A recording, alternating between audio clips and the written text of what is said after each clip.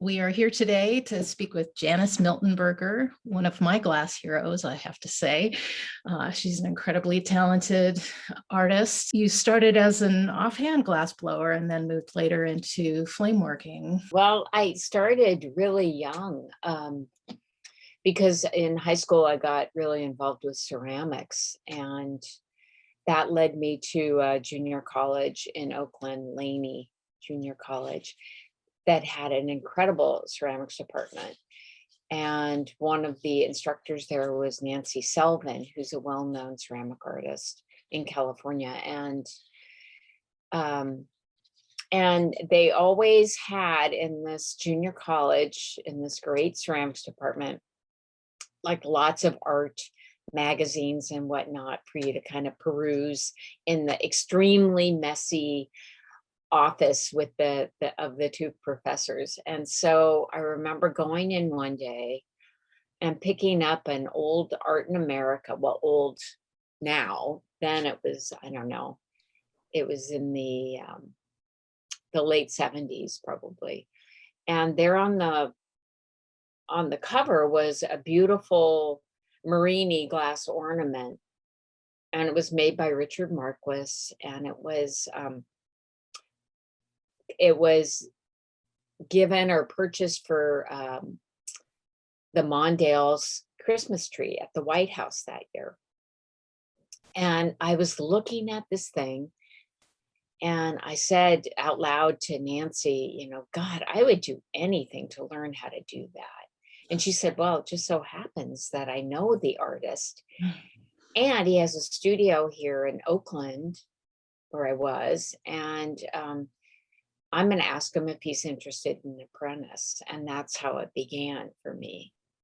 With my background in sculpture, in ceramics, and then my glass knowledge, it's like when I started lamp working borosilicate, which is much more forgiving than soft glass, I was like a duck to water. I was just like, whoa, I could do all this stuff. And the 2 weeks were like heaven, really, being at Pilchuck and learning that. And then I had access to a torch. So for the next few years, I just worked on my own and developed some skills. And then I had another opportunity to take a class, lamp working class at Pilchuck. Then you've been teaching quite a bit too, right? Yes, I have taught, quite a bit. And you actually learn a lot from doing that, because there might be even other artists there that have different techniques. That has certainly been the case for me. Students have shown me different things. And then a lot of times at these craft schools, there'll be kind of a bleed over from other artists, and they might stay a few days, so you'll get to meet another instructor and then you can share a little bit of information. When I was blowing glass, I was really limited by what I could physically employ, and I'm not a big person. And so the work was, always within a certain scale. But in lamp working, primarily lamp working's, most of the work is fairly small and delicate. But I realized that if I stacked components, that I could create something much larger. And then I started to think of the idea of how beads are made, and that beads are strung onto a common thread or filament or whatever. And that, well, why couldn't I make larger components and they be strung onto something as well? And that's how I started to make the largest figurative work that I've done. The large figurative piece that will be in the show, is that a combination of hollow and solid rods that you're using, like hollow to be able to? Yeah, I mean, primarily that is built with solid rods, but there are components in it that are blown, because it's a large figure and it's holding a nest, and the eggs in the nest are all hollow blown eggs. But the rest of the piece is all done with rods that I've manipulated. You wouldn't when you're lamp working borosilicate, the material comes to you in two ways, as rods or as tubing.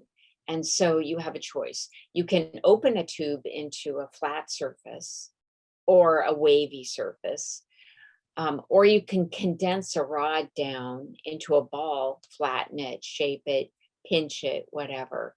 And that's how I make most of the leaves on the piece that'll be shown. Yeah.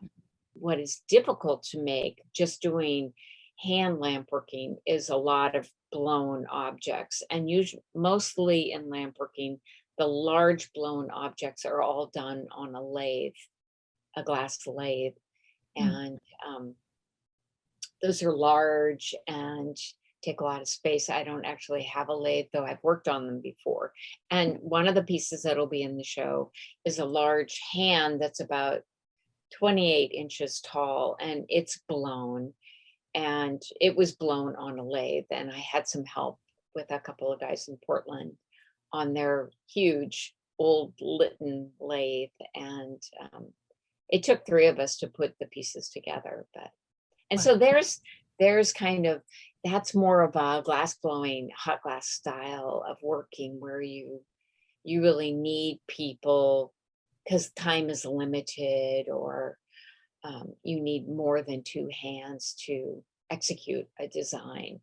And so that was a great experience to work with these two artists in Portland. So were you and the other members of that team working simultaneously and then attaching parts?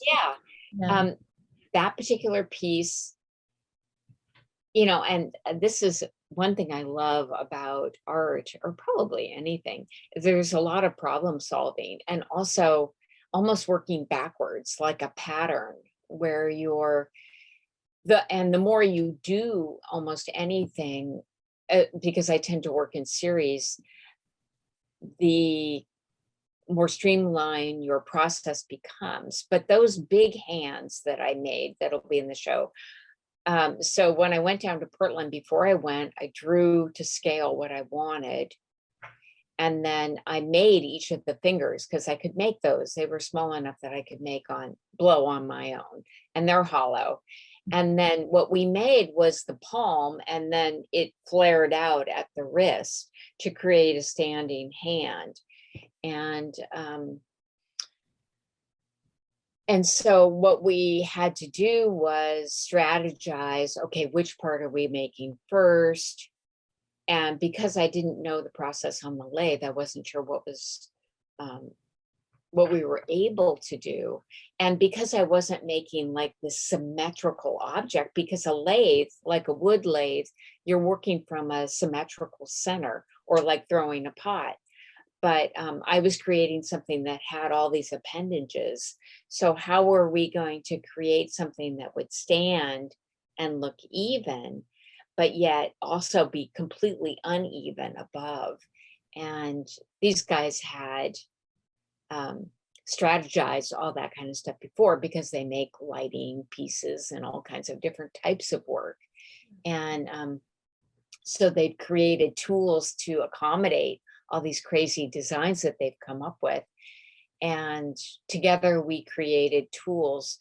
But the hardest part was getting really a large area of this great big hand hot and flattening it to make a palm. Because borosilicate you have to get it very, very hot. It melts at a higher degree than any kind of soft glass, and much higher than lead glass. And so we had to put a lot of heat on it.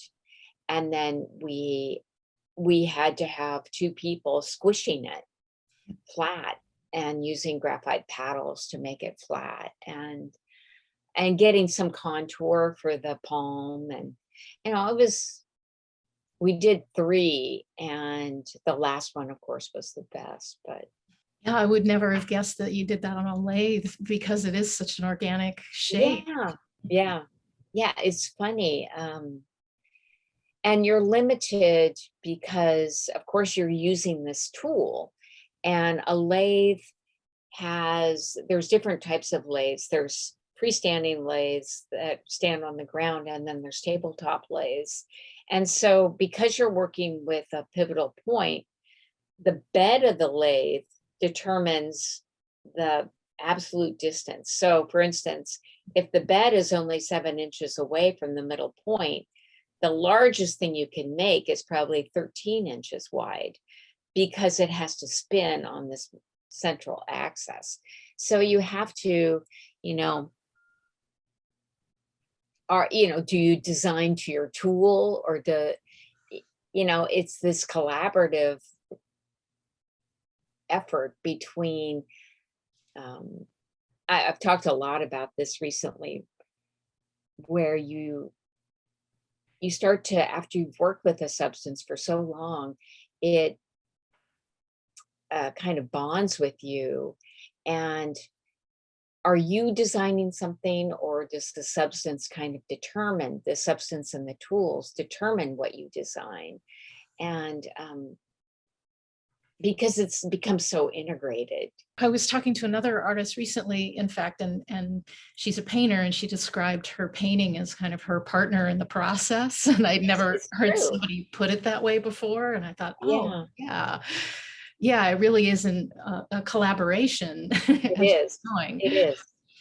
Yeah. And I think, you can further extrapolate on that it's that you have to weigh in for, you almost work backwards, like, okay, you have an idea. Where do you want this idea to go? Is it going to be in someone's home? Well, if it's going to be in someone's home, how are they going to interact with it?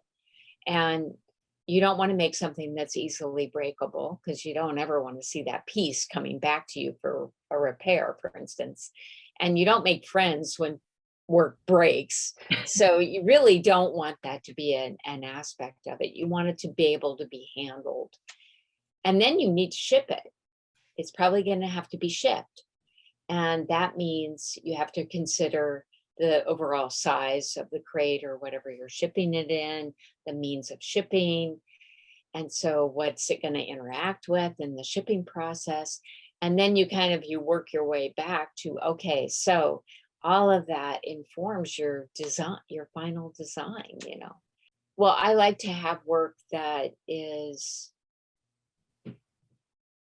very personal. And I love getting something, being able to afford to get something small and have it in my home, and to use it to drink out of, or to put a candle in, or to put flowers in, because there's a lot of pleasure to be derived from this kind of simple interaction.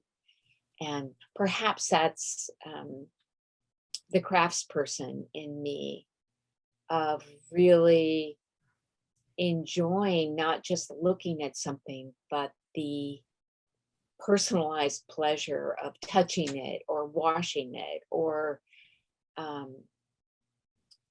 as in something that you can light, like a candle piece, this ritualistic intention of interacting with it. And so some of the work is definitely home-based, but I'm not thinking about shipping it when I made it, I have to say. I've had students come to me and say, they get known for making one thing, or they found a market in a certain niche, which I think is an important thing to respect, because as artists, we don't, live off the air, right? You have to figure out a way to sell your work. And they've said, well, how do you, I want to make work that, has a different kind of an audience and is more expressive of me. And I've often said, you just have to, start placing a foot in that direction when you can, with giving homage and time and respect to your production work that sustains you, but you slowly start walking in the direction that feeds your soul, so to speak, and hope that it eventually feeds you. And throughout my career, I definitely have done that with the larger work. that brought me a different audience. 10 years ago, I became a volunteer EMT where I live. And I've always really been interested in healing and the body, but this gave me a much more kind of intimate look into where I was trained and studied and started interacting with patients more. And so this, how we were talking about how tools shape you, well, also incidences in your life, right? And interests start to really affect what you do and how you do it. And I started getting much more interested in science and the communities around science, and realizing the compatibility between art and science. And I thought, maybe this work, will be maybe science institutions will get interested in this work. And sure enough, it's finally started to happen. And so this is, again, that kind of stepping in the direction of your passion or your interest, but not letting go of kind of what feeds me, and incorporating all of that in. And so it's been stressful, but exciting to start to happen. One of the things that occurred that's still in the kind of creation process is I was taking a nap one day, and I thought, okay, I'm gonna put something like just very in the background on my computer. And so I searched Netflix, and I found a Bill Nye the Science Guy episode, pilot or something. And so I turned it on very low, and I was falling asleep. And then all of a sudden I heard this part of this program where it was these scientists that had taken a spinach leaf, and they had skeletonized the leaf, and they, in its place, inserted human DNA, and they patched the spinach leaf into a heart. And it was able to, in an area of the heart that had lost circulation, and they were able to use the veins of the leaf as human circulation. Okay. And I was like, I woke up, I was like, where the hell is this going on? And I wrote it down. I stopped the episode. I started looking online. I found the scientist that was studying this. I wrote him an email. The next day, he wrote me back. And we're going to do a project together of where I'll kind of display this concept of, it's just ongoing research. And I don't know really if that research is going to pan out. But to me, this was clearly an indication of like the doctrine of signatures, where it's this, you see the veins in a leaf, and then it's this ladder or patch into the human circulation system. So yeah, it's funny how these things happen. And I love the idea of, combining my ideas with a research scientist and articulating them in a piece of art, really. I mean, the power of art, I think, is the way that it can communicate on so many different levels at once. Exactly. And yeah. What you just described is such a beautiful illustration of that. So, wow, I'm inspired. Well, good. Well, I want to thank you so much for taking some time to share your thoughts and inspirations and what has driven you and led you along this path. And we can't wait to receive your work in the gallery and have the show together. So great. I'm excited too. Thank you so much. Be sure not to miss Illuminations, featuring 3 amazing artists, KK Krebs, Janis Miltenberger, and Cynthia Toops at Bainbridge Arts and Crafts from August 6th through August 29th.